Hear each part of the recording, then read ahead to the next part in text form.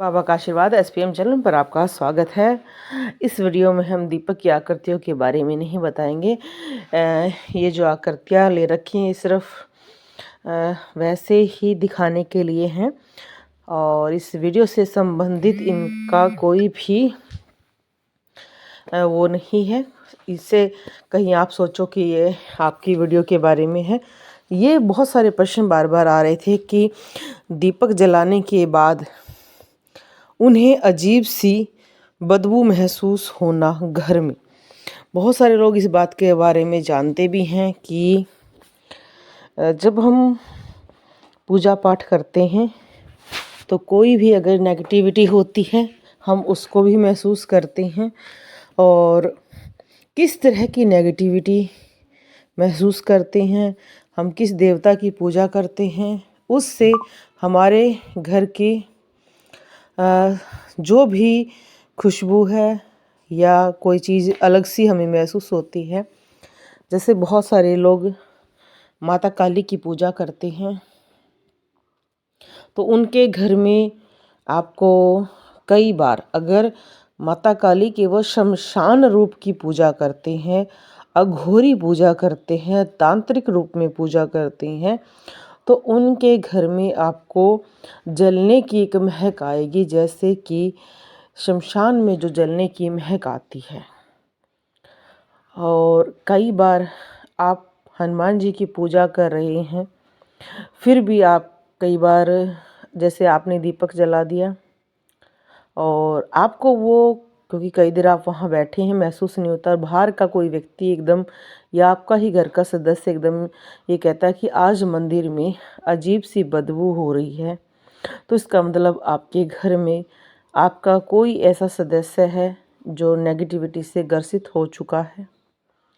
तो कई बार जब बहुत सारे लोग ये कहते हैं कि ये अलग अलग बदबूएं हमें महसूस होती हैं, जैसे बदबू महसूस होना कि मीट की महक आना, घर में अजीब सी बदबू होना, घर में ऐसा महसूस होना कि जैसे सीलन की बदबू आई हुई है, घर में जैसे एक गंदी बदबू महसूस होना, आपको एकदम लगना कि घर में जो महिलाओं के माहवारी के टाइम जो बदबू होती है उनके शरीर में ऐसी बदबू महसूस करना।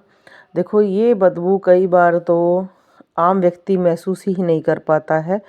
बहुत जो कई व्यक्ति जो पूजा पाठ सही करते हैं या जिनकी इंद्रियां सही जागृत हैं वो काफ़ी इन चीज़ों को पकड़ लेते हैं।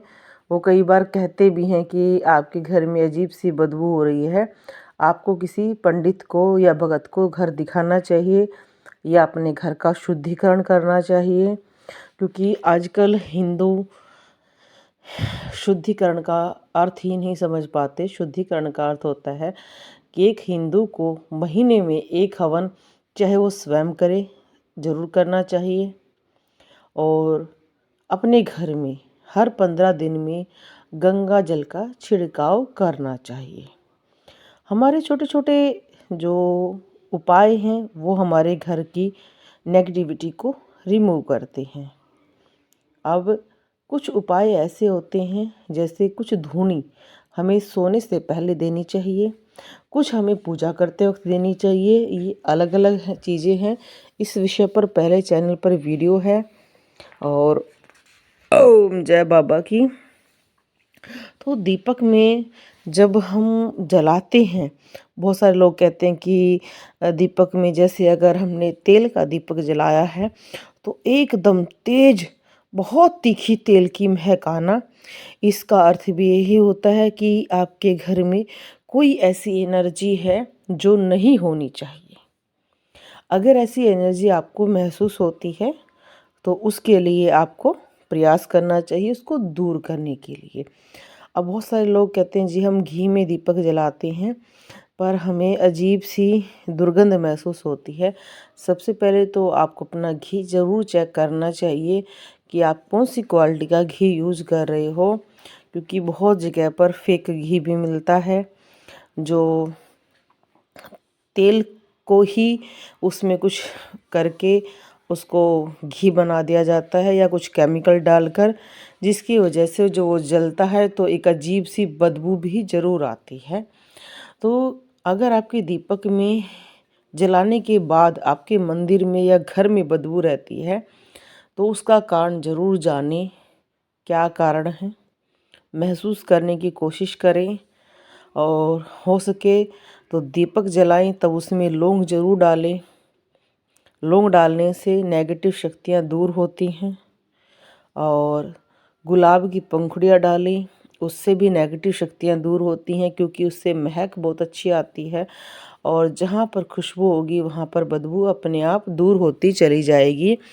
और बाबा का आशीर्वाद SPM चैनल आप देख रहे हैं रोहतक हरियाणा से। हमारे चैनल पर इस विषय पर बहुत सारी वीडियोज़ हैं और आप देखो, छोटी छोटी बातों से ही सावधान रह सकते हैं। हमारे पूर्वज बहुत ही इस मामले में सावधानी बरतते रहते थे। वो हर महीने ये कहते थे कि गंगा जल छिड़को घर में, दीपक जलाते हैं, दीपक का जो दीपक है हम जिसमें जलाते हैं उसको ज़रूर साफ़ करना चाहिए। उसमें हर व्रत त्योहार के अनुसार हमें कभी इलायची डालनी चाहिए, कभी उसमें लौंग डालनी चाहिए, कभी फूल की पत्तियां डालनी चाहिए, कभी हमें इसमें 2 मिश्री के दाने डालने चाहिए। और मंदिर की सफाई भी हमें बार बार करनी चाहिए। आपके मंदिर में अगर कोई खंडित मूर्ति है तो आपके मंदिर में बदबू आ सकती है। खंडित कोई मूर्ति, कोई यंत्र नहीं होना चाहिए।